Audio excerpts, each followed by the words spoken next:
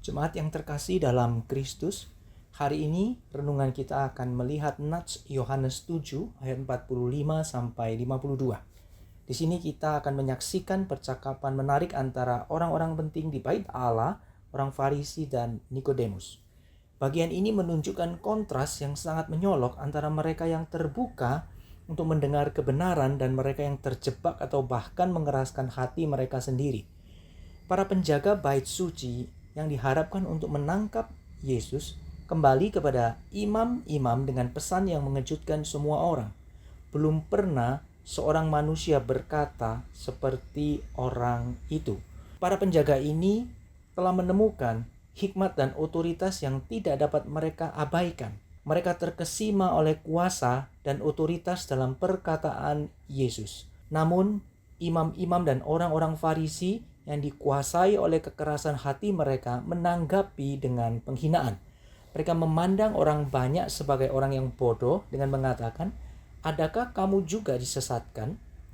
Adakah seorang di antara pemimpin-pemimpin yang percaya kepadanya atau seorang di antara orang-orang Farisi?" Tetapi orang banyak ini yang tidak mengenal hukum Taurat, terkutuklah mereka. Di sini kita melihat dua reaksi yang kontras terhadap Kristus. Namun para pemimpin agama malah menganggap bodoh orang-orang yang melihat hikmat yang Tuhan nyatakan. Bagian ini mengingatkan kita bahwa firman Tuhan akan menimbulkan dua reaksi. Sebagian orang seperti para penjaga mendengar perkataannya dan terbuka terhadap kebenaran meskipun mereka tidak sepenuhnya memahaminya. Mereka bersedia mengakui otoritasnya yang unik dan tergerak olehnya. Yang lain seperti orang Farisi dengan kesombongan merasa benar akan diri mereka menolak Kristus. Mereka begitu terpaku pada keyakinan dan harapan mereka sehingga mereka tidak menyadari kebenaran yang ada tepat di hadapan mereka. Di tengah-tengah dua kontras situasi ini kita melihat momen keberanian yang tenang. Nikodemus, seorang yang pernah datang kepada Yesus di tengah kegelapan malam dalam Yohanes 3 digerakkan untuk bersuara.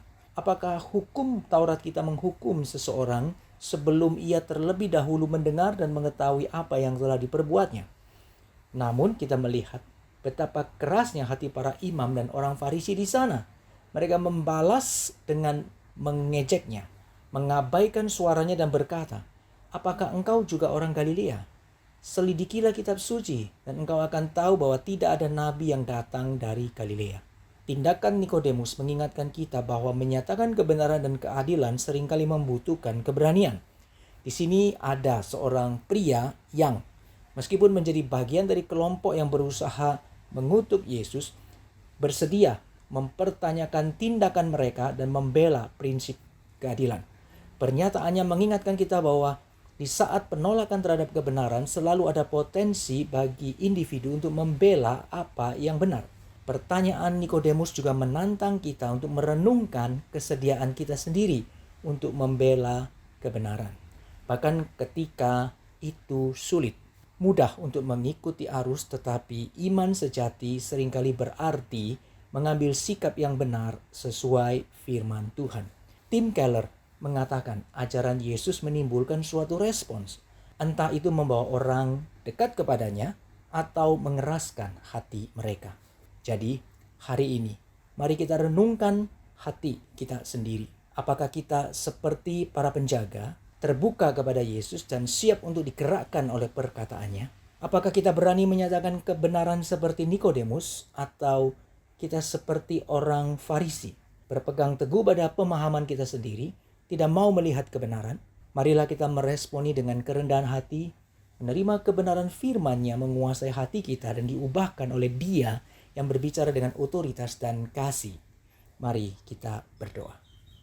Tuhan, tolonglah kami untuk memiliki kerendahan hati untuk dibentuk oleh kebenaran firman-Mu, sehingga kami dapat melihat dengan benar kehendak-Mu dan berani menyatakan, membagikan kebenaran dan kasih-Mu di tengah-tengah keberadaan kami masing-masing.